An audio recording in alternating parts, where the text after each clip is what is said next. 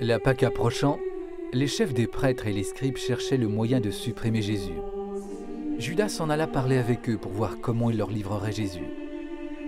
Les chefs des prêtres se réjouirent et décidèrent de lui donner de l'argent. Judas fut d'accord. Il cherchait une occasion favorable pour le leur livrer. Le jour de la Pâque, Jésus se mit à table avec ses apôtres. À la fin de ce repas de la Cène, il leur dit : « La main de celui qui me livre est là, à côté de moi. Malheureux l'homme qui livre le Fils de l'homme. » Les apôtres se demandèrent les uns aux autres lequel d'entre eux allait faire cela. Ils en arrivèrent à se quereller.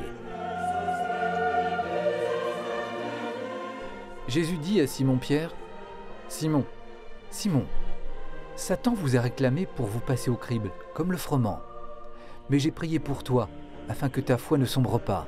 Toi donc, quand tu seras revenu, affermis tes frères. » Pierre lui répondit : « Seigneur, avec toi, je suis prêt à aller en prison et à la mort. » Jésus reprit : « Je te le déclare, Pierre, le coq ne chantera pas aujourd'hui avant que par 3 fois tu m'aies renié. » Puis Jésus se rendit au mont des Oliviers avec ses disciples. Il leur dit : « Priez pour ne pas entrer en tentation. » Il parlait encore quand parut une foule de gens. Judas marchait à leur tête. Il s'approcha de Jésus pour l'embrasser. Jésus lui dit : « Judas, c'est par un baiser que tu livres le Fils de l'homme ? »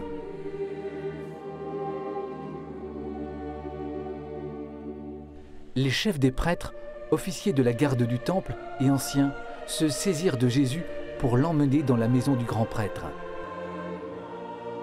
Pierre suivait de loin. Une servante le vit. Elle le dévisagea et dit : « Celui-là aussi était avec lui. » Mais il nia : « Femme, je ne le connais pas. » Peu après, un autre dit en le voyant : « Toi aussi tu en fais partie. » Pierre répondit : « Non, je n'en suis pas. » Environ 1 heure plus tard, un autre insistait : « C'est sûr, celui-là était avec lui, et d'ailleurs, il est galiléen. » Pierre répondit : « Je ne vois pas ce que tu veux dire. » Et à l'instant même, comme il parlait encore, un coq chanta. Le Seigneur, se retournant, posa son regard sur Pierre, et Pierre se rappela la parole que le Seigneur lui avait dite : « Avant que le coq chante aujourd'hui, tu m'auras renié 3 fois. » Il sortit et pleura amèrement.